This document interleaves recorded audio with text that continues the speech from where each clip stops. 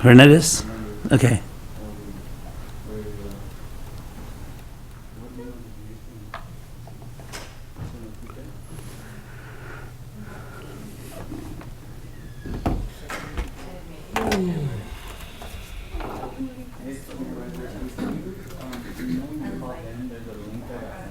Good morning. How are you?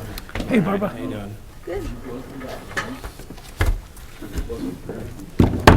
Kept a bottle of Corona or something right next to him there.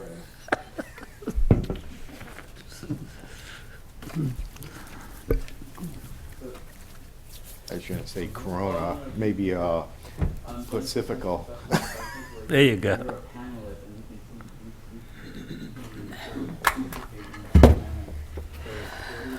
What did they say? It's 5 o'clock somewhere, right? It's gotta be.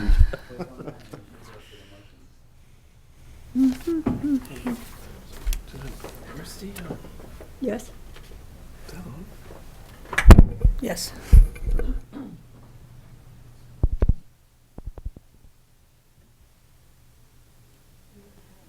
He called in instead of going to a panel. Through. We're just waiting for him. Huh? We're just waiting for him. Okay. There he is. No, because you have special. But once you get popped in, I'll see who you are. Yeah, I'll see you at the panel. So you just need to where to go there.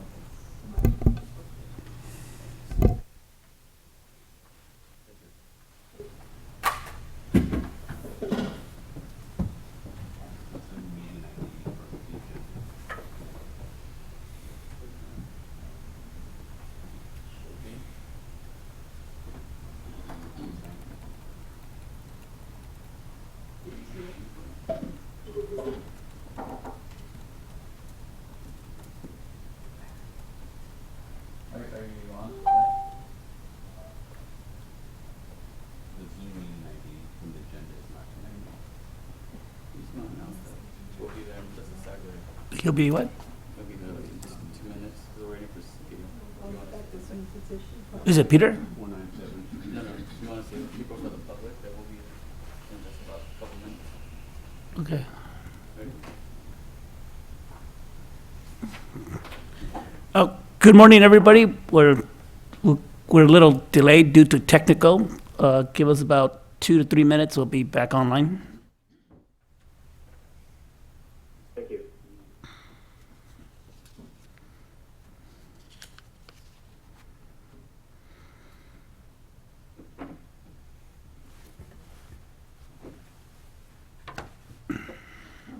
Oh, this is Anthony. This is a good time for this situation. In light of all this events.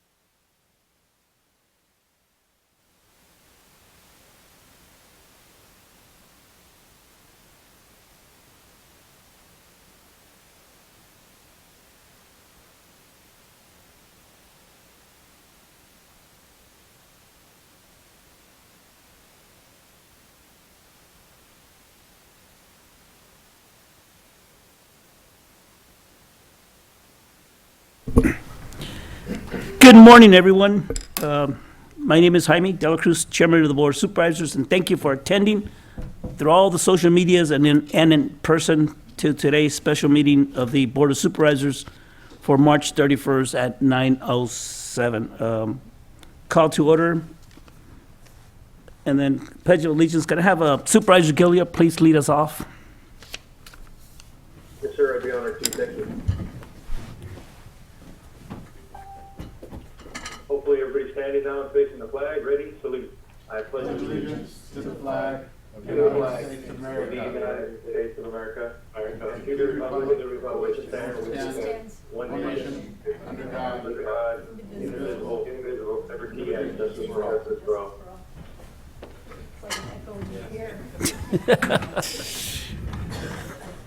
Thank you.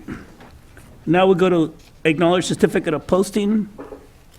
So moved, Mr. Chair. Is there a second? All those in favor say aye. Aye. Against, motion carries. Thank you. Now we'll go through pursuant to California Governor Gavin Newsom's Executive Order 29-20 issue on March 7, 2020, relating to the coronavirus of public meetings and response to the Corona-19 epidemic. Additional members of the Board of Supervisors are allowed to attend the meeting via teleconference and participate in the meeting in the same extent as they will be present. Also, members of the public can participate. And Dulce, will you educate the community on ways how they can reach out at the to the meeting? Should I announce that? So there's a few ways the community, Your mic. Thank you. There's a few ways the community can access our board meeting. One, I want to remind everybody that our meetings are continuously being broadcast through CMAP, and they could watch live through YouTube. In addition to that, we do have Zoom where you are able to, with the meeting ID, one, either call in on your phone. The number to call in, give me 1 second, is here. You can either call this as 1-669-900-6833 or the other number that's also here, which is 1-408-638-0968 via phone. And all you need to enter would be our meeting ID, which we've been posting on our agenda. And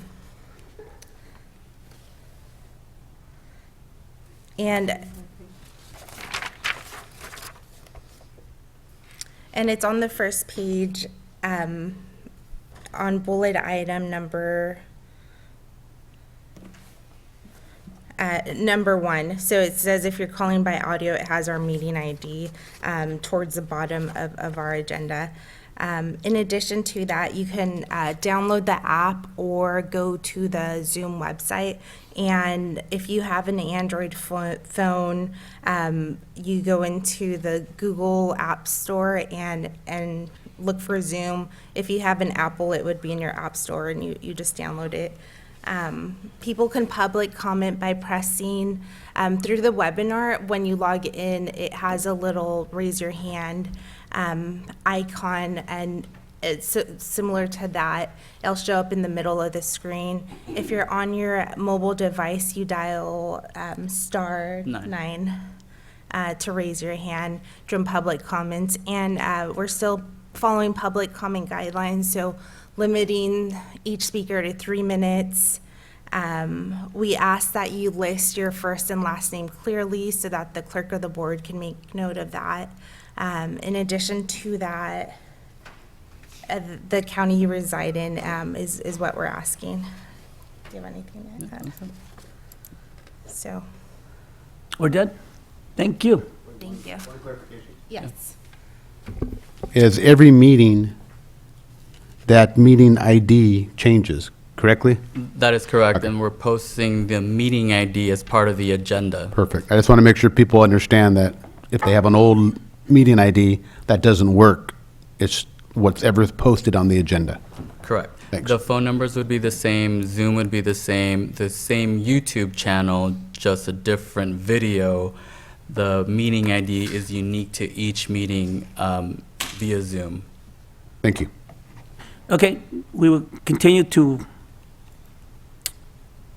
regular agenda item number 1, Health and Human Services. Tracy?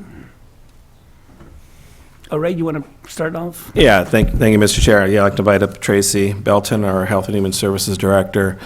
As your board is aware, we're trying to have a weekly update to your board, minimum, depending on the situation. And I've asked our Health and Human Services Director to give an update with COVID-19, how our county is tracking, as well as I'm going to invite up our PIO. He's going to give a brief update with regards to messaging, unified messaging, as well as Chris Magnagano, our OES manager, to give you a brief update on a request that your board made regarding the National Guard at our last meeting. So I wanted to give you an update with that. So here's Tracy. Tracy? Good morning. Thank you for having me. So just a brief update from last week. This is some data over for California as of March 28th. Cases are still drastically increasing.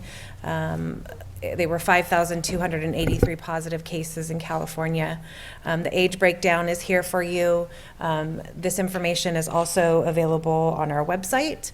Wanted to update you on our county data. So we have been working diligently to bring new forms of data to the county. We worked on this report as of yesterday. We will be updating this regularly. Time commitment is hard for us to get this posted to our website as numbers are changing drastically and quickly. So we do our best to have it posted and available to the public. By 4:30 was our guidance. However, that may change due to more detailed data that we're trying to gather. We do have an increase in cases by 3 yesterday. We have 17 now. The good news is we do have recovered individuals now. I believe our number's at 4. So that is a positive thing. This is available on our website. It's also been shared by our PIO, Westrick, on several different social media sites, as well as it's on the county website. Some things to point out in this data, I think people were surprised to see the age. Sorry, I had to split this on 3 slides to get it to show, but the highest group right now that we have is ages 18 to 49. We have 9 active cases in that, or 9 cases in that age bracket. The next age bracket is 50 to 64. We have 6, and 2 in the older age bracket, which I think it indicates, over 65, and 0 in the younger age. So it's important to remember to shelter in place and only be out for essential things. If you're an essential employee, it's also important to remember to social distance at work and in the public as well.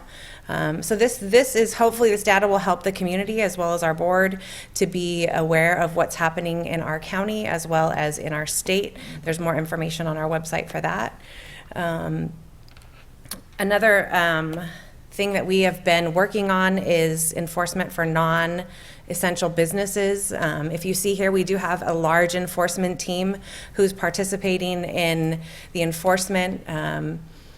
We've received so far 21 calls. We have a website, an email and a phone number that's on our website that you can call in if you have concerns regarding non-essential businesses that are open. Unfortunately, the enforcement team is not addressing concerns around social distancing within facilities that are open, but we are going to be putting out some more guidance on social distancing in grocery stores, in different environments. When you go pick up takeout food, it's still important to remember to stay 6 feet apart. We've received a lot of concerns from the community that people are still crowding each other and not being mindful of that, so it's really important to remember that. We are meeting weekly to staff non-essential businesses and Code enforcement has, from the county and the city, as well as environmental health, have been making contact with businesses to inform them that they've been deemed non-essential. So we will continue this through this shelter-in-place order. That's really all I have to report. Updated from my side, I have Deputy Director Enrique Ariola here to report out on some homeless services. Mr. Chair, you had asked for us to present some more information on that, so he's here to address that as well. So I can take any questions, or I can hand it over to him. Any questions to Tracy, Supervisor Yeah. Botello? Thank you. The question I have, Tracy, is, is the supplies. And our hospital is probably, like all the other hospitals in the whole country, is try and grab their fair share of supplies. How is the governor going to distribute the supplies that they've been successful in getting to the hospitals, and especially the smaller hospitals? Are we going to get our fair share of that, or how is That's that an going to excellent work? question. I think Chris can probably answer that better than I can. She's operating our Emergency Operations Center and probably has information on that. So I'm going to defer that to her, or Ray can possibly share if he has any info. I think Chris is probably the best person to share on that. Okay. But I know she's actively working on it. I do know that for sure. Okay, and maybe a second question I have is, testing is absolutely critical as far as knowing where the community is at, and I think that's one of the things that the whole nation was kind of behind, and now we're catching up. Is Hazel Hawkins kind of online to get, our fair share of tests to the people that need the testing, or are we farming that out, or how is that working? They continue to perform the testing at the hospital. They have to meet criteria for the testing, which I shared the change in the guidance for the testing. So if you looked at our data, there were, I can go back really fast. There were several tests that were negative. And so if you look here, let me just look here. Get the numbers for you. 172 individuals have tested negative, and there are 35 that are pending. So there's a higher rate of negative tests than positive tests, which is great. And I think that's why the guidance has changed, is because there have been a lot of negative tests. So our hospital is doing a really good job of triaging the people as they come in to ensure that they meet the guidance to perform the tests. Okay. Thank you. Tracy, I got a question. Compared our Hazel Hawkins in terms of activities and coronas and testing, and then compared to the one in Gilroy, Morgan Hills, San Jose, are they having more activity than here in San Benito County? I'm not sure I understand your question. I guess is the corona activity higher? Are those hospitals testing more patients, testing more people? Are they getting more positive results? Are they allocating more resources than what's happening in San Benito County? I don't know the answer to that for sure. If the other counties are I'm assuming that the guidance has come down on who to test, so I would hope that statewide they're following the guidance. I don't have the data on county to county data, but we could look into it if you'd like us to. Yeah, because, I know that my understanding is that the San Francisco area counties are going to extend the shelter in place, and that's something that the board will discuss later on. But I imagine it's because the activities is it's active over there compared to San Benito County, and, knock on wood. I think, we've got to be doing a good job, or we've just been lucky. I don't know the answer, but I think it's probably a combination of everything. Yeah, I would suspect until we see a flattening of the curve, that shelter in place is going to be considered statewide. I would make that assumption. Yeah. Okay. Who? The Vice Chair. Oh, Supervisor Gilliam? Hey, thank you, Mr. Chair. Tracy, I just wanted to point out to you and your team that this new amount of data that's going out is exactly what at least a lot of folks in the community have been asking me about and asking me for. It's very professionally laid out, and I just wanted to say thank you very much, because I know you're inundated with everything else you guys are doing, and to put this together was a big deal and answered a lot of questions for people, so thank you very much for that. Thank you. Our epidemiologist, who was a new position, has been working diligently on this, and so she's doing an excellent job gathering the data for us. So I want to recognize her as well. Thank you. Any other questions? None? Do you have anyone from the public?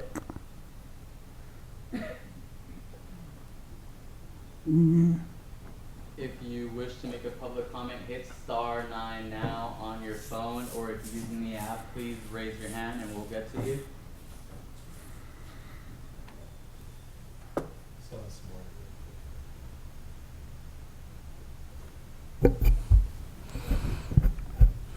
None? Okay, we'll close public. Ray, you have? Yeah, we just have some more to discuss on COVID-19. Oh, yeah. I'm going to invite up our PIO next.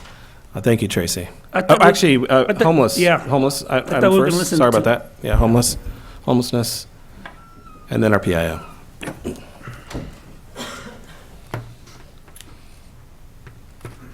Good morning, members of the board and the public. I just want to give a quick update on the efforts that we are currently providing to assist our homeless families and homeless individuals. So I wanted just to give a quick update on the winter shelter program, being one of the programs that we have been providing. This program served 20 families, and today is the date that they are exiting the program, 3 of which has gotten permanent housing, and approximately 7 are going into other families, friends, or family members, and 10 of them, are receiving hotel vouchers for at least another 30-day increments. So that's the winter shelter program. The Home Resource Center is averaging between 43 and 45 individuals on a nightly basis. The female dormitories are the ones that usually have about 5 or 6 openings, and the males are usually full or have about 1 opening on any given night. There's different measures that are currently being taken to address safety concerns to COVID-19. One is they've expanded the hours of operation. You know, they used to operate between 4 p.m. and 8 a.m. They added the day shift, so it's 24 hours a day currently. There's been added 2 washing stations on the courtyard, and they've been delivered, and it says to help convey the message to sanitize and keep clean, wash your hands at all times that you can, and also maintaining social distancing that is being implemented. For meals, the meal area is kind of confined, so what they've done is allowed the patio, the courtyard for eating as well to try to get social distancing. And okay, so that's the Home Resource Center. One other thing about the Home Resource Center, so janitorial services are being provided 2 times a day. Again, try to help maintain a clean environment, so they're going twice a day. And hotel vouchers is also being provided. We did receive funding from the state. We got our first allocation from the state, the governor's emergency funding in the amount of $51,000, little plus 51. There's also a second allocation that's coming to the county through the Continuum of Care to End Homelessness. That allocation is a little over $55,000. We have not received those funds. Nevertheless, we are planning and utilizing them in a number of activities, and primarily as hotel vouchers. One thing we did find out in meeting with a local hotel in trying to lease rooms, they're unable to lease rooms to us because they don't want to mix populations. So the leasing or renting or hotels on a nightly basis are individuals that are in need, not necessarily those that have COVID-19. So we're working diligently with local hotels. We've also provided rental assistance. One thing that we did have been seeing, we've been receiving calls from the public that are have difficulties meeting their rent and have a fear of not being able to make rent and being evicted. So those are some calls that we've been getting. You know, through services that we've been providing over the month of March, we provided about 25 households with rentals assistance in the month of March. And these includes homeless families that we have been providing to in the past. We did work with a Continuum of Care to End Homelessness, our COC, with sanitation stations. So I mentioned that 2 washing stations were provided at the Home Resource Center. 1 sanitation station, which includes the porta potty and a washing station at the labor camp. and 4 at the Migrant Center, 4 porta potties and 4 washing stations. So that's been a resource that has been provided by the COC through COC funding. And we're also in the process of identifying a facility location to house individuals that have tested positive for COVID-19. That's being in the works. There is a need, and I think that as time goes by, it's important to have that in place. And also discussions on working with the state and try to secure trailers, RVs for that same purpose. So that's a quick update. We're also dedicating some funds for other needs, such as food vouchers, utility assistance. So we're trying to just work to the best of our ability with the funds that we have currently in place. Thank Any you. Enrique. questions? Supervisor Patello? Yeah, thanks. Enrique, you mentioned that you're trying to secure a place for individuals that may test positive for COVID-19. And does that make sense to kind of work with our neighboring counties as far as a facility that would take and isolate homeless people? Hopefully it's not going to be a real big number. And it's so specialized. Is that something that we could work with Monterey County or Santa Cruz County, because they probably have the same issue and problem? That is a very good question, and I'd be more than happy to follow up and see what our nearby counties are doing, and also and see if there's a possibility to work with them in addressing this effort. Yeah, because that kind of, I think it would be so hard for us to find that particular facility here to accommodate individuals unless they're hospitalized. That's a little different, but if they could go home, it might be interesting to see what they're doing. I think it's worth pursuing both options. What are nearby counties doing? Can we work with them? And also, at the same time, look at moving something forward here locally in the event that we're unable to work with other counties. Thank you. I appreciate your the feedback you're giving us, Enrique. Unfortunately, it doesn't prevent the potential of spread among the homeless members of our community, because if some of them have it and they just walk the streets and just they're out with their business, they'll be spreading it out there. So somehow we got to make sure that we come together and work together with them to ensure that if in that community they're getting the coronavirus, that somehow we're working with them. And I know we have the shelter out there in place. I know we're about to provide vouchers and all these things. However, what are you doing to make sure that the spread is not happening within the homeless community? So currently, the only effort that we have right now are the shelters that we have in place. Our shelter doesn't have the capacity to address all the homeless individuals that are in our different areas of our community. But what I could say is that those that are in our shelter, they're always encouraged that they have to remain there unless it's essential. They have to get medication or they have to go for other needs. But the goal is to maintain them, to prevent them from roaming around the streets. But it is an issue. It's not an easy fix. We don't have a larger facility, and so it is an issue that still needs to be addressed. Mr. Chair, if I may. Go ahead. So I just wanted to add that we have been working, administration has been working with Health and Human Services and Enrique's team on obtaining a site or a facility to actually address that issue. Okay. So we'll have more to come with your board probably in the next week or so. Okay. Are we, at a minimum, when somebody comes into a facility, we take their temperature? Are we doing that now? So there's a protocol that is currently being developed, and which includes taking the temperature, and there's been issues with acquiring a thermometer that is touchless, and there's couple that are being identified and being ordered. So our subrecipient, the Community Homeless Solutions, has struggled, and they've asked around from public health to the hospitals to different both counties, Monterey County and within this county, We did have a meeting with Community Homeless Solutions yesterday, and part of the protocol includes that anyone coming in will take the temperature, and it'll be documented on a daily basis. So the protocols are almost to finalize. It's a matter of securing the equipment, so we're in the process of doing that. Okay, thank you, Enrique. Any other questions, comments?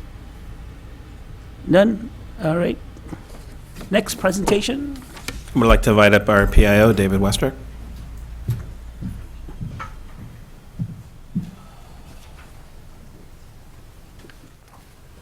Good morning, in the morning, Chair and Board. A couple of things. We've been very busy at the PIO office, and I wanted to make sure that we all know that we are working very hard with public health and the other cities and other agencies. Tracy submitted to your to see this morning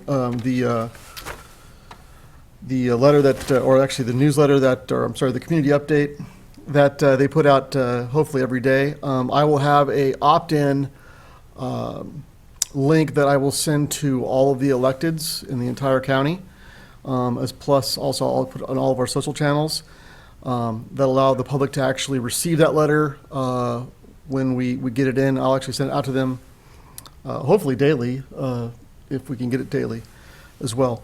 Internal messaging, we're working on that as well. We've set up groups with all the elected officials in the county and all of our internal EOC groups. Our next group to target is going to be our employees. The reason why we're doing this is to have the ability, in the case of an emergency, not only for COVID-19, but for anything else, that we can bring them in as soon as we possibly can without using the phone tree. So it's a one-button thing, and we bring them all in. It also works with you guys as elected officials. If we have a problem that we need to inform you about, it's one button, we can do that as well.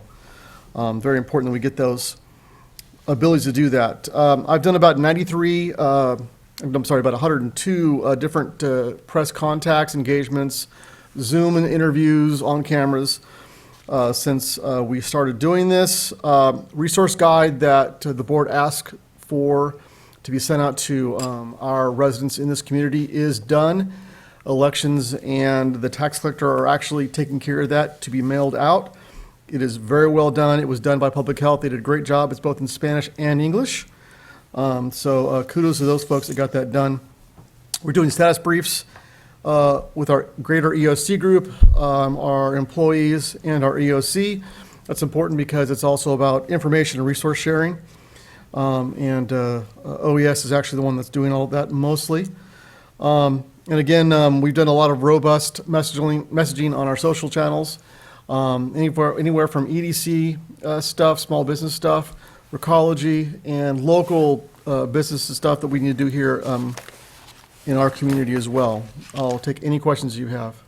Questions? None? Thank Thank you. Thank you for all your work, David. Appreciate it. I'd like to invite up Chris Mangano.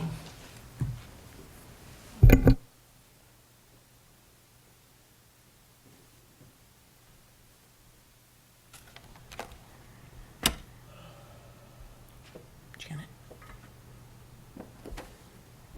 Oh, how does she get into the presentation? No, that is not it. She said it's saved on here. It's National Guard. There we go. Perfect. So good morning, Board. Thank you. I've been asked to give an update on, first, on our PPE, personal protective equipment order. We placed a very large order 2 weeks ago. We received a big chunk of it last Friday and distributed it yesterday. The hospital received the majority of the items. They were gloves, masks, and hand sanitizer. And then every department received hand sanitizer throughout the county, as well as department heads got it to give to their employees who are currently working. So we received gallon size for refills, and we received the personal size for every employee. We have another very, very large order that should consist of several pallets that's due later this week. It has gowns, booties, more gloves, more masks, biohazard bags, et cetera, and those will be distributed by priority also. So that's my update on PPE. We're trying to stay ahead of the game with getting the supplies in. Some things are impossible to get, that'll be on back order. We get, some suppliers aren't taking orders for certain items, some are back ordering things until May or June. We're going with it. We did do a couple requests to the state for masks. We got those yesterday, and those went out as soon as they came in. So we're working hard on that. If I can, Mr. Chairman? Yes. Thank you. So on these supplies, we make a request, and we've been getting what we've been requesting, and it sounds like it was pretty prompt. That was kind of what the basis of my earlier question Yes. was. And, it's, watching TV and seeing other areas of the country with severe shortages of face masks and shields and safety gear, I've just been really concerned about our small hospital, our small community. We're not the real loud squeaky wheel when you compare it with, urban areas. Sure. But in fairness, we deserve our fair share of it too. So far, we've been able to accommodate our needs. From our private vendors, correct. All right, So because we've that's- paid for those supplies. Yeah, I think that's one of the things that elected leaders, that would be kind of our role to try to push further up the state to make sure we get our fair share. And, but so far, it's been fine. Yes.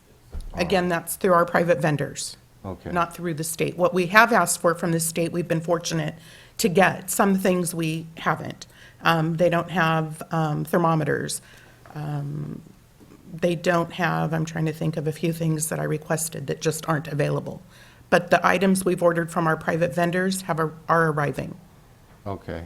And we're paying for them as of right now, Correct. subject to federal, state reimbursement. Correct. Actually, I got Supervisor Gilliam on the line. Supervisor Gilliam? Yes, sir. Thank you for picking up on me there, Mr. Chair. I'm raising my hand here in the group trying to make sure it works right. Yeah, I just wanted to thank Chris for for everything she said, especially the last part of the comments. That was going to be my question, was on the state supplies. How are we doing on that? Where we headed? Because I know there are a lot of state supplies that landed last week, I think down in Southern California from the federal government as well. And then also we had a troche of expired products that were recertified by the, I believe it was either the FDA or somebody at the federal government, so we could use all the masks. And California had millions of them in storage. I'm glad we're getting those and getting them out. How's everything else going for you, Chris? Do you need anything else? Any other resources? How's everything else going in the EOC area? We're doing well at this point. Thank you.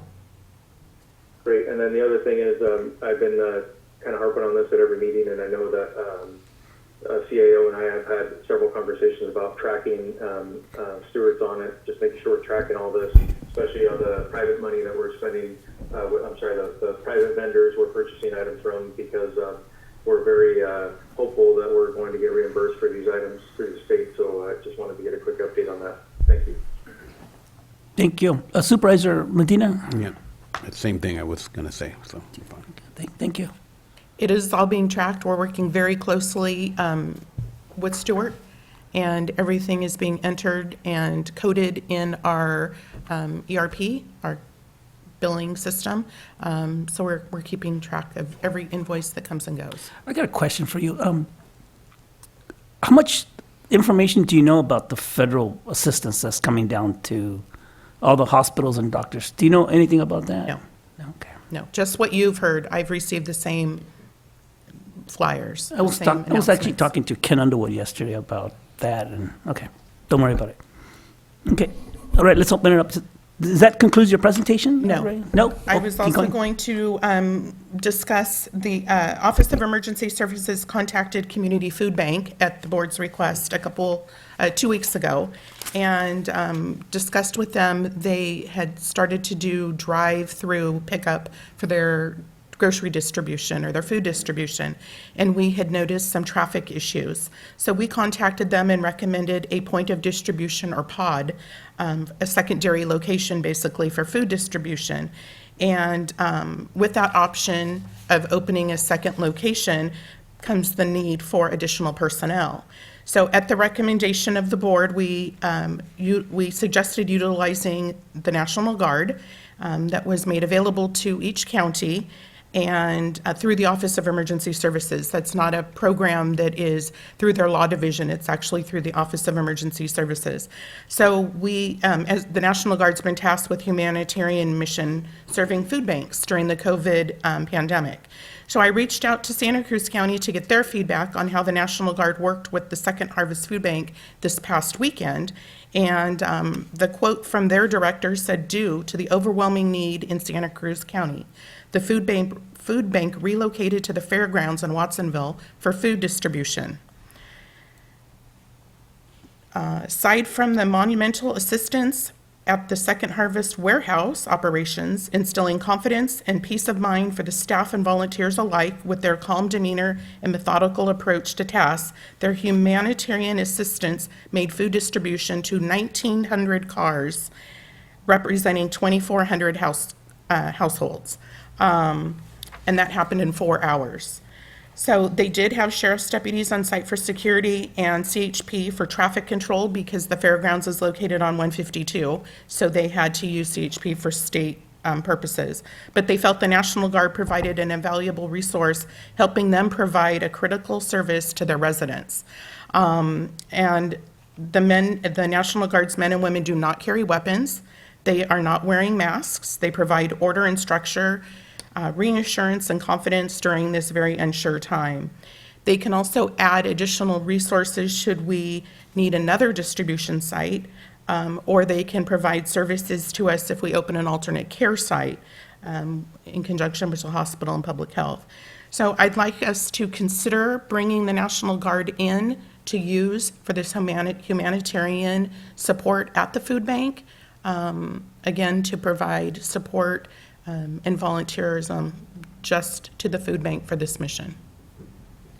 Thank you. Supervisor Mattello? Yeah, I really appreciate that, Chris, and I know Supervisor Medina and myself have had some concerns of, adequate help down at the food bank. I want to thank some of our county employees for helping as well. Very important, and I think if we could do something similar to what Santa Cruz County is doing with their additional help with the National Guard, I think that presence is reassuring, and I really think under the circumstances that we find ourselves under, kind of an insurance plan as well, if something else kind of pops up during this period of time. But knowing that we have enough help between the volunteers and the National Guard to get the food and help out to those in need, I think it's a great opportunity and option for us. Thank you. Supervisor Hernandez?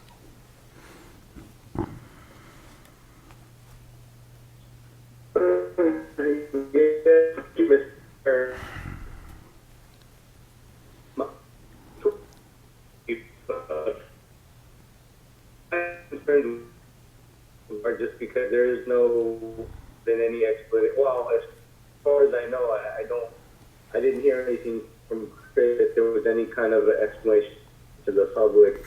Because I know since a while around mentioned that they would, to a certain extent, we see military folks wear the military gear. But even outside of that, I still haven't had any clarity as far as what the safety protocols with having basically outside of our community folks coming to our. Are they getting in? If it's once a week, so they're basically going home to wherever they live, and then they come back, or so there's something otherwise. I'm going to try to. So how do we guarantee that these reservists aren't, getting in some kind of they don't get exposed to COVID-19 somewhere else and then come back to the county with it. How are we testing them, or is there any protocol for that? And to start, and I know, talking to the community food banks, Maria mentioned that they needed people, at the greatest extent, maybe 30 people, so it's like 35 people. So do we need 35 people when we have a lot of volunteer organizations locally, and this, right now the setup is all going to be no contact. So it being no contact, I mean, there's, those protocols are safe, and as long as you have gloves and the social distancing, I saw the map or the breakdown of how they're going to do it. I mean, it's pretty clear that they're going to establish some no contact protocol. So I'm just curious if this is like too much in our community. Like, do we really need it? Supervisor, this is Chris Mangano. Some of your conversation or your comments were broken up, but I'll try to answer what I could pick out. They will be social distancing. They do respect that. They have, they're briefed on what they can and can't do, and they're very aware of COVID and the guidelines. The request from the food bank from Maria has been for 5 volunteers Wednesday, 10 volunteers on Friday, and 5 on Saturday. And that's what she's requested for the duration of this event with 2 distribution sites. And that's what the order or the request to the National Guard would be. They would handle the forklift driving, the heavy moving and packaging and distribution, maintaining the social distance. I don't know if I'm missing other comments we heard. Well, he kind of talked to me the night before, and I kind of know what his questions are, and I will share what he thinks, because I think the same way, and I think that at this time, when we're looking at maybe 20 to 30 volunteers, I'm willing to bet there are a lot of good, kind people in our community that can backfill those volunteer needs. I support the National Guard. I just don't want them here today, right now. I think that we need to work within ourselves first. Ask members of the community to come in and pitch in and support. If I didn't have a weak immune system, I'll be out there myself helping out. And in fact, even these military people, they have families. They have to go back home too, and we definitely don't want them getting a coronavirus in San Benito County, or them bringing in a coronavirus into our community. And I'm just not ready to accept that, because it's the next phase is martial law, and I just don't want that to happen, and I don't want that perception. Well, that is not the order from the governor. Martial I law don't care is what the not. governor says. I'm just giving you what my opinion is. And my opinion is that I don't want to see him in San Benito County. I prefer that members of the community help out and pitch out, and let's all work together. That's my position. Supervisor Medina? Well, my position Okay. differs from what you're saying, simply on, because the National Guard, if we brought them here to help out, that's what they're for. That's what we have the National Guard. We pay, they work for the state. And when you think about what's going on, and I think you've said it many times, and so has the mayor, is stay in place. Don't go anywhere. So now you're telling people to go volunteer. So that's sending a mixed message. The whole idea here is stay home, let these professionals that have been, they're trained. They're trained for this stuff. So let's take advantage of this and alleviate some of the stress from our own people, and let the professionals that do this day in and day out work on this. That's how I feel.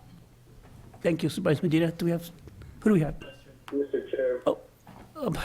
Hold on, Supervisor Hernandez. I'll give you an opportunity to speak. I got Supervisor Gilliam on the line first. Thank you, Mr. Chair. I'll let my video boot up there. There we go. I wanted to say that I support this 100%, and we need to keep in mind this. Somebody mentioned martial law. This is not martial law. As we know, in earthquakes and any type of natural disasters, the National Guard has the ability to help in humanitarian. This is not enforcement. It needs to be critical. This is not martial law. I'm disappointed that even came up. This is the ability for a group of professionals that are trained to handle infectious diseases and tragic situations to come in and help our community and hand out food. We heard that we have a need, so we can hand out more food, and to have more people come out of their homes to volunteer. I know everybody wants to help, myself included. However, we're telling people to stay at home, shelter at home. We have this resource. Other counties have already deployed it very successfully.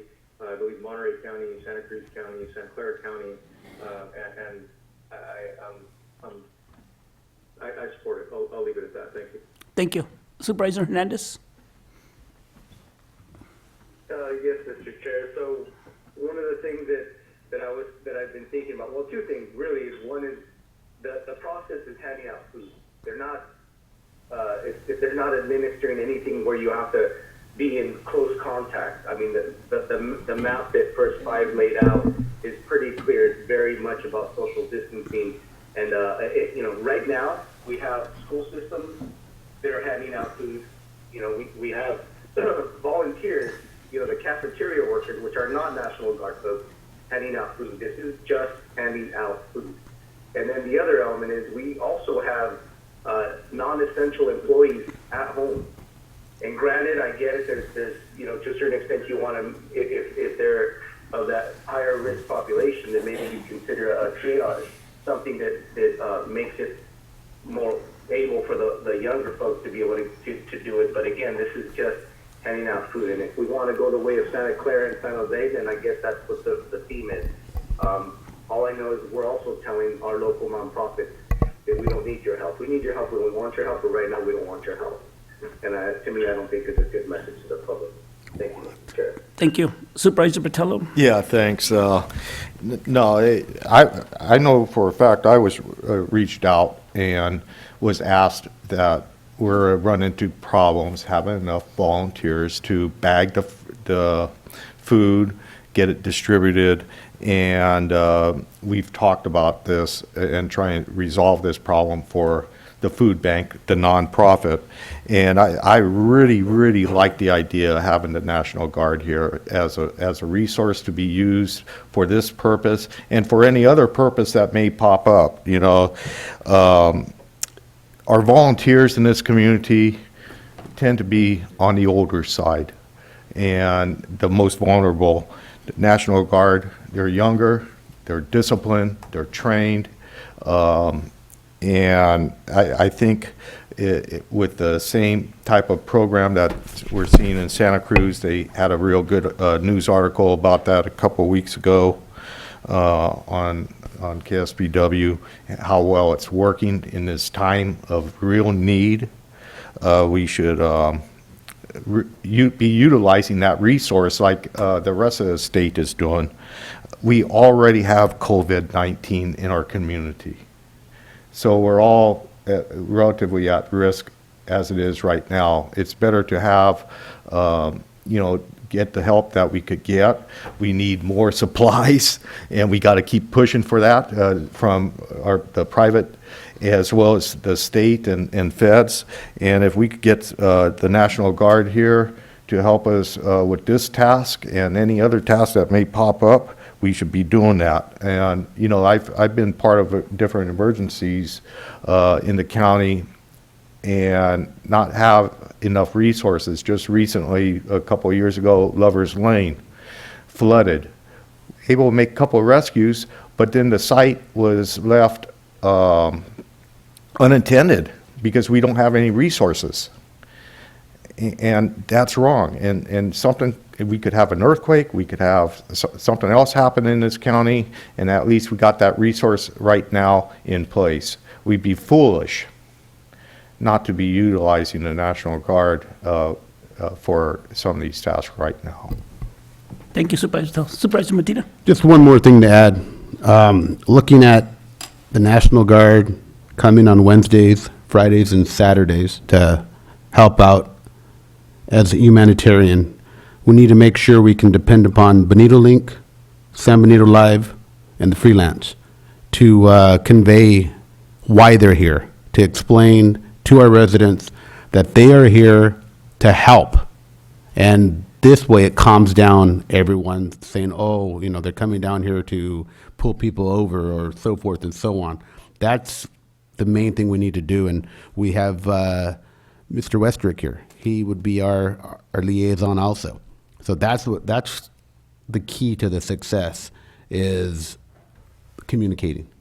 And, you know, everybody else knows how I feel about the National Guard. And just to answer Supervisor Hernandez's question about we don't want the nonprofits. No, we're helping the nonprofits. What we're doing is we're alleviating some of the people that they have and providing them assistance. That's our job. Our job is to provide assistance. I've actually I helped out with the homeless shelter or the food bank 2 Saturdays ago. And it's more than just handing out food. You have to pack the food also. That's a majority of the work there. So once again, I feel it would be great to have the assistance of the National Guard. Thank you. Thank you, Supervisor Medina.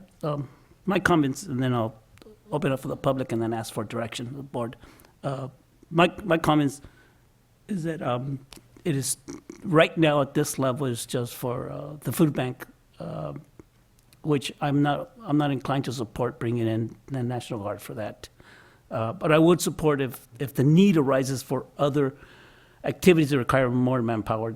And at that point, I will support. But for today, right now, I just cannot support the National Guard to come in and providing. I think Supervisor Hernandez is correct. We do have nonprofits out there that are willing and able to help out and assist in the crisis that we are today. In fact, I just read last night that actually a military person died of a coronavirus. I just heard that somewhere last night. I read it somewhere. I don't know, it's CNN or Fox. I don't know what channel. One of those two, you know, depending on what day I feel, I'll watch one channel or the other. But I don't want that to be in San Miguel County. And it's just for food bank, which is a very important service in our community. And that's why I feel very passionate that members of the community can support. And actually, Supervisor Hernandez did say that maybe we do have county employees that might actually even help out. In fact, there are helping out, my understanding right now. That we have some employees that are helping out, and I'm really grateful and thank those employees that are helping out.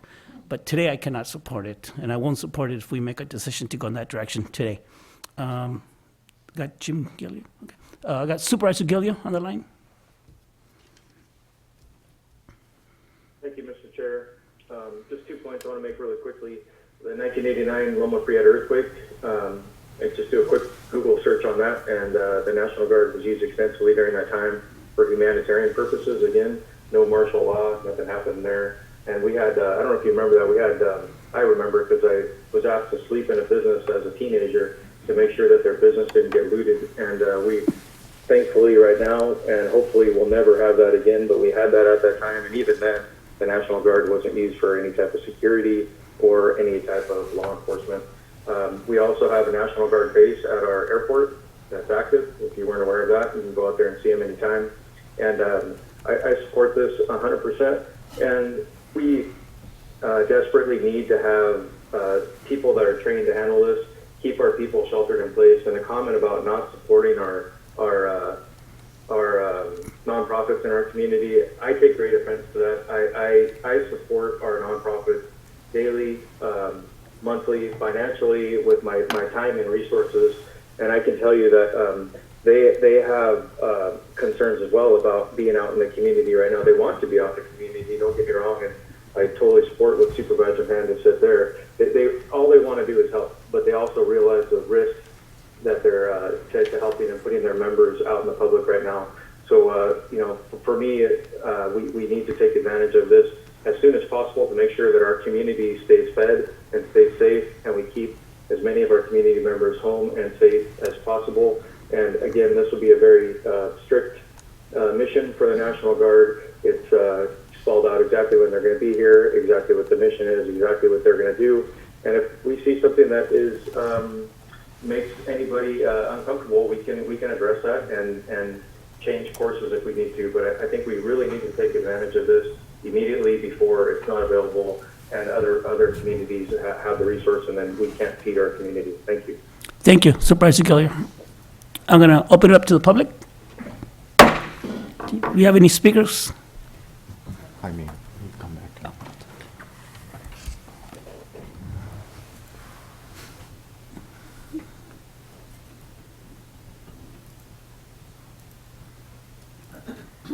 Tell them to hit star 9. No one? So, if you're on the public, on the bottom of the screen, it has a raise your hand. Now's the time to do it. If you're on the phone, dial, star. Star 9. Star 9. Okay, so we have, one user. We're gonna go ahead and unmute you. Please state your name, first and last name for the record. Hi, this is Susie Casted, county employee. Just calling in, I was one of the county employees that did volunteer at the food bank a couple weeks ago. It was a lot of work. I enjoyed every second of it. We packed bags, we distributed.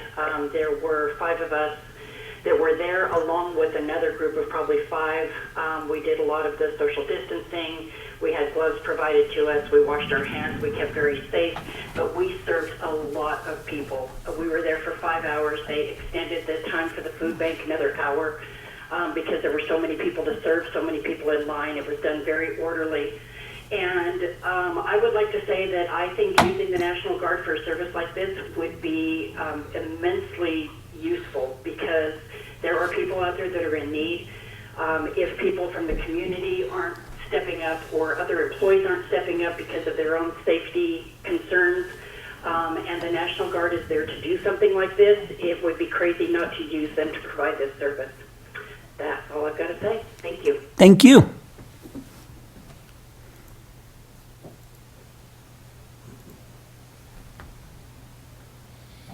So next user, you're gonna be unmuted.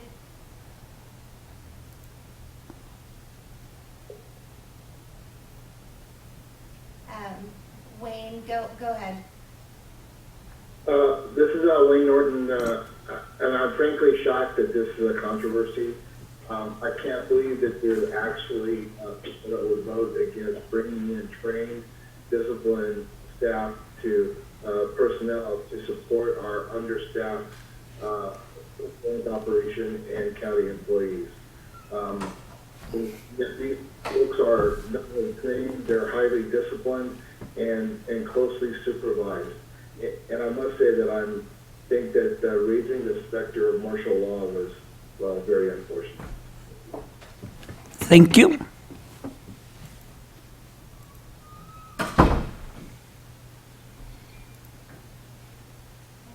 So it looks like that's it as far as comments.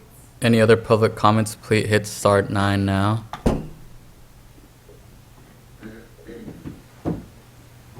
Okay. All right, thank you. Okay, close public comments.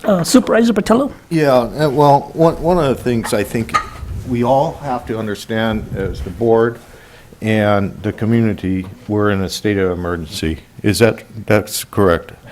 And the other point that I think is very, very important that we all understand is that the CAO has some real broad authority under these circumstances.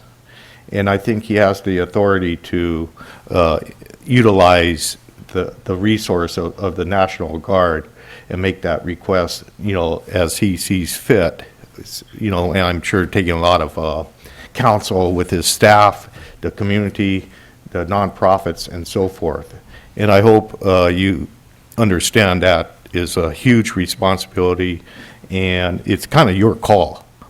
But under the circumstances, if we need to make a motion, Mr. Chair, to kind of support the OES office in coordinating the use of these resources with our nonprofits to make sure that our community is fed, I'm certainly willing to make a motion and support utilizing the National Guard in assistance with community nonprofits. Is that a form of motion? Yes. Okay, is there a second? Of course, I probably should have waited till. Second. Okay, you got a second.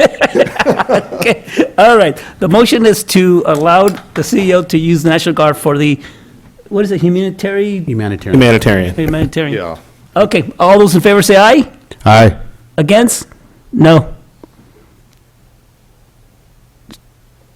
Peter Hernandez, did you vote yes or no? No. Okay, it passes 3-2. Thank you. Okay, I got it. Thank you, Supervisor Hernandez. You know, and for clarification, I think us, as a board, need to understand that, you know, the CEO does have the authority to use the, you know, whatever resources he sees fit during a crisis and a declared emergency. I totally agree with you, Supervisor Patel. I don't know why the CEO brought it to our agenda. Yeah. Just done it. Okay, let's move on to item number 2. Oh, I'm sorry, are we done with item number 1? Yeah, I was just going to highlight, you know, your board did give us direction to move forward with acquiring or looking at the National Guard. We have been working on that the last week and a half or so. We were ready to actually, it only takes 24-hour notice, so we were going to move forward with it. But I think it was just, is a wise decision just to bring it to your board to let you know what they would be doing. And also, I think Supervisor Mark Medina hit the nail on the head. This is to notify the public what we're doing. So this is a first step in that communication with the public, what we're going to do.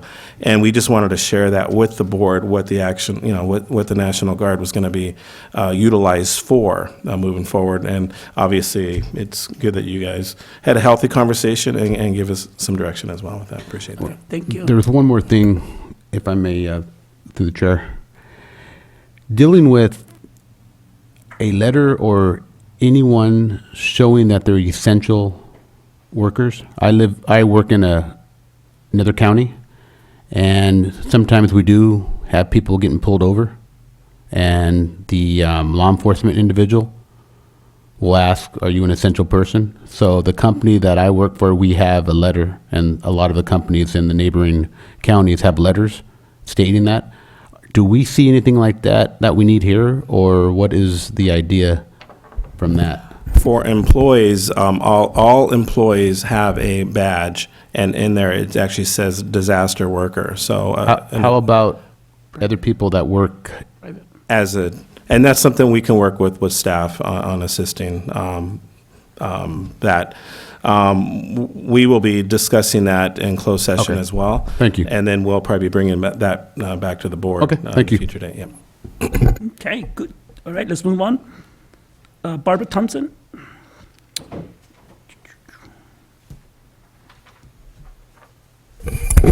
This is a proposed ordinance which would prohibit evictions due to lack of non-payment for items related to the COVID-19 pandemic. I should note that there is an order that was recently, an executive order that was recently propounded or set out by the governor.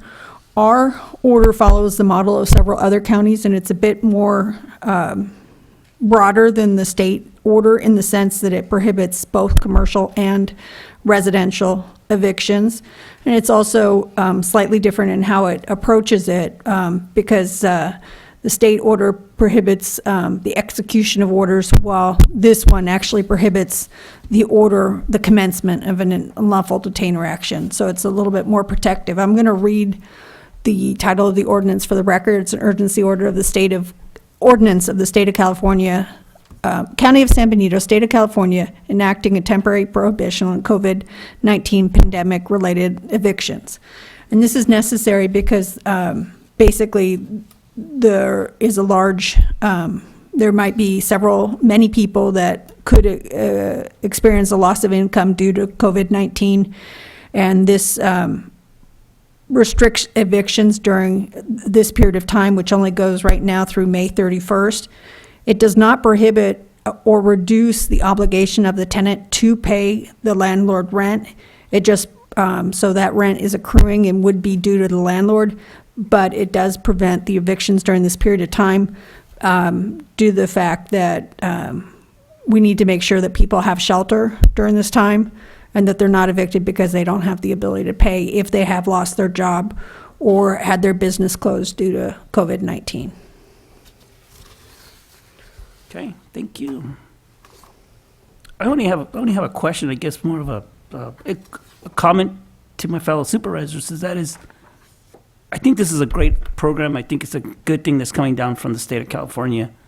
because there will be a lot of members of our community that'll be facing that harsh reality of putting food on the table or paying the rent, and I get it. I just wondering if somehow we could also help out the homeowners in which, property taxes will be due pretty soon, and somehow we should also extend it to their May 31st, 2022, to help out the property owners too. I mean, I know we got a letter from the tax collector, Melinda, but I think we as a board, we should take the lead on it and say that we're going to help out the landowners too. This is just my comments. Supervisor Botello? Yeah, and from my understanding, this is not a forgiveness of rent. This is just a suspension of the eviction process, but, property owners do have a right for their back rent, and hopefully they work with their tenants to make those accommodations. And so I'm very supportive of this. I have some property that I rent out, and, if somebody has lost their job or have to close because they're a non-essential business, hopefully landlords will work with their tenants and make accommodations to get through this real rough time that's rough for a lot of people, but it's not a forgiveness of any liability.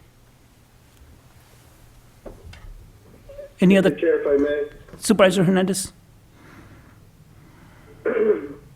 Yeah, after thinking through your statement, I would totally support whether that means we would ask the CAO to bring Melinda and to see what we're doing as a county to extend some kind of grace period for a property owner, or because I just know, property owners themselves, just because they own property doesn't mean that it's debt free. They themselves have their own liabilities that depends on who you talk to. So to be consistent, if we're going to extend, which I support, not allow, basically making sure we're not allowing people to get kicked out on the street from not being able to pay their rent because of that non-essential or their business just the same, then maybe there needs to be some kind of a grace for the homeowners that owe the debt on these liabilities, and whether it's a forgiveness. I mean, ultimately, like Supervisor Patel said, it's not a forgiveness, which makes it makes it tough all the way around, because that basically means now instead of this month, yes, you don't have to pay it, but now you have 2 months worth of rent next month, and it's going to pile up more and more. So it still creates a burden that somehow needs to get relieved or at least get addressed. Those are my comments. Mr. Chair, if I may. Thank you. Go ahead, Ray? That's okay. Oh, did you want to go? Yeah, let me go first, if you don't Well, mind. actually, I got another supervisor on this. Yeah, he Okay. takes priority. All right, Supervisor Gilio? Thank you, Mr. Chair. Barbara, thank you very much for spending so much time getting this rolling. We started this process early last week, maybe even late the week before. But what happened was, between now and the time we started working on this, obviously, as Barbara probably mentioned there, the state came up with their own statewide eviction relief program for COVID specifically, and again, not a forgiveness. So what I was hoping we could do is match up our ordinance with the state ordinance, so we don't have conflicting ordinances or orders, so to speak. And again, this needs to be only related to COVID, based on the time that perhaps we look at it as a time that we declared the state of emergency in the county, or perhaps another date that we can discuss. But critical, the other thing that you guys brought up about landlords, so one thing for property owners that the state has done is they've worked with many banks, I don't have the exact number, especially California-based banks, to provide mortgage forgiveness for homeowners, and then also people that rent out to different, whether it's a tenant or a commercial building, whatever it is. It's a loan forgiveness. It's not a forgiveness, excuse me. I used the wrong word there. It's a loan extension, essentially. What they're doing, I believe it's 90 days. So you have 90 days to not pay your mortgage payment. If you make arrangements with your bank, don't just go out and do it without making the arrangements, obviously. And then what happens to the amount of the mortgage? It just gets tacked on to the end of the loan. So it's not that the payments are going away or you're getting credit for making payments that you didn't make. It's just extending it onto the end of the mortgage. And then regarding the property taxes, we have been having a lot of conversations with our tax collector about this. I've been watching what other counties are doing, and there are specific statutory requirements regarding property taxes, even the ability to collect like partial property taxes, and this would be much better to hear directly from Melinda Casillas, our tax collector. However, I believe there's one county in the state, or definitely in our region, which is Santa Clara County, that can accept partial property tax payments. We're not able to select or receive partial property tax payments, number one. Number two, the other thing we need to think about property tax, because I believe what maybe Supervisor Medina can comment on this, but we also obviously, you know, everybody knows, or hopefully you know, that we get 11 cents on the dollar of property tax, and we have to in turn collect that and disperse that to different agencies such as school districts, special districts, you name it, the state, everybody at City of Hollister, City of San Juan Bautista. So making a decision, even if we're able to make that decision, which we may not be able to because of the laws that are in place, would have a rolling impact on people down the road. So what Melinda Casillas has graciously agreed to do is folks that have a legitimate COVID-related issue that are unable to pay their property tax and have that ability, she's said that Melinda is willing to work with those people, take a look at that, and perhaps, and I don't want to speak for Melinda, but perhaps not charge delinquent fees and that sort of thing. So she's already working on that. She's on top of it, but and then I believe her office sent out a letter or a correspondence last week that we posted on social media as well. So hopefully the word is getting out there that there is some flexibility to work there. And again, Barbara, thank you for spending so much time on this, and thank you. Thank you, Supervisor Gilliam. Supervisor Medina? Yes, one thing is, maybe we can put this on the agenda for, I mean, I know it's 3 days before the taxes are due, but on the 7th. The reason why I'm saying is just to educate everyone, because what it is I understand, I've been working on this for the last 3 weeks. A couple of my constituents called, and I started the ball with Melinda. One of the issues you have, as Supervisor Gilio stated, is a majority of the dollars, they're not ours. They're not the county's. They're going to different entities. So the second part is, I believe it has to be a mandate from the state, and that's where I think we can, in the next week, we can talk to Melinda, and we can make sure that all the I's are dotted and T's are crossed. But personally, I would love to go ahead and move forward with this, saying, hey, let's give you a little bit of leniency on this, but if we don't have the authority to do it, then we don't have the authority. So I want to make sure that I'm speaking correctly before, and if we can't, let's let people know on the 7th why we didn't proceed forward with something similar to this. Right, and we all understand that these dollars don't particularly go just to the county. We all know that. We've all been educated on it. All I'm saying is, you know, just that penalty, that delay the penalty, once the day comes in, don't charge that penalty. Give an extension, you know, up to maybe May 1st or July 1st to allow the homeowners to, they'll eventually have to pay. Absolutely, they all have to pay. We're not gonna give them a free ride, they have to pay. Just a little delay, all I'm asking for. And so it'll be beneficial to us and to the community to, you know, ask if Melinda can come in and, you know, give a presentation on what options are available. Absolutely.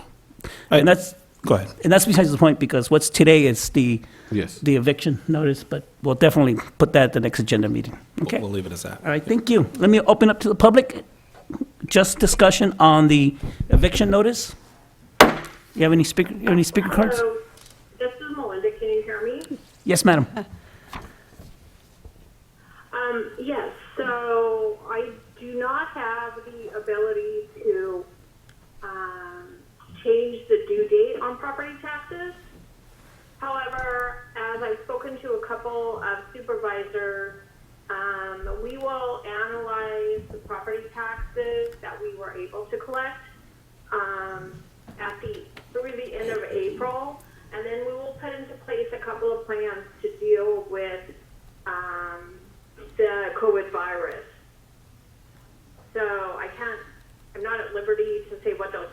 are at this moment. However, they will, I will keep you informed of our plans as we move along. Thank you. Because it's not on the agenda, we can't discuss with it, but thank you very much for that information.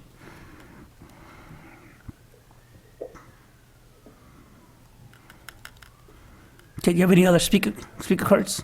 If anybody wishes to do a public comment, hit star 9 now, please. And I should address the one issue that was raised by Supervisor. Actually, you want to Gilroy. hold on Okay. till we done public comment? None? Okay, I'll close it.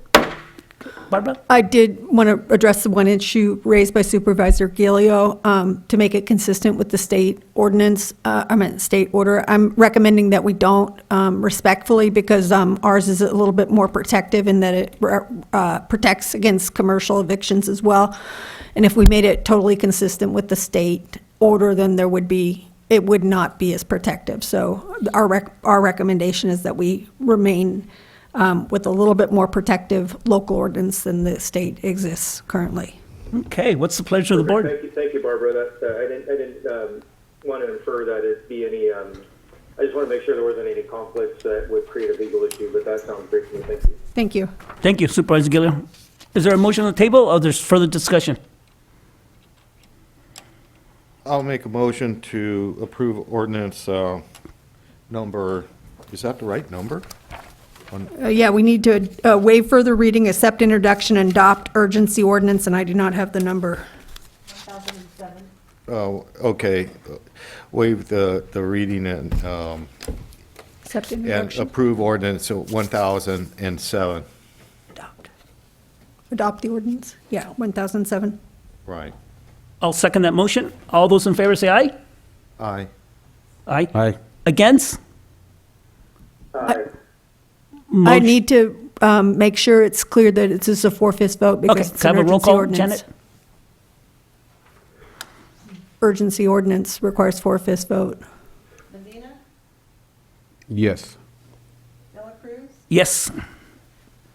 Patello, Yes. Gilio, Yes. Hernandez, Yes. 5-0. Okay, perfect. Thank you.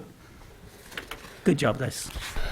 Okay, now we'll go to closed session. We'll actually stay in here in closed session. Thank you. It's a good idea, Mark, to stay in here.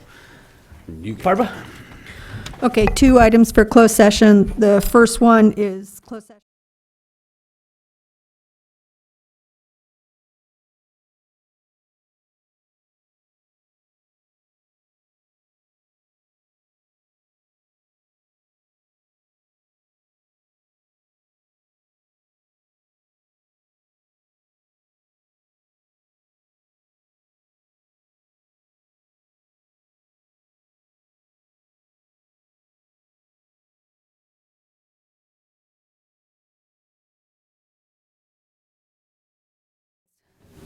Okay.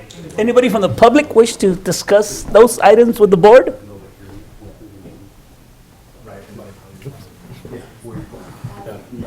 None? Okay, we'll go to closed session.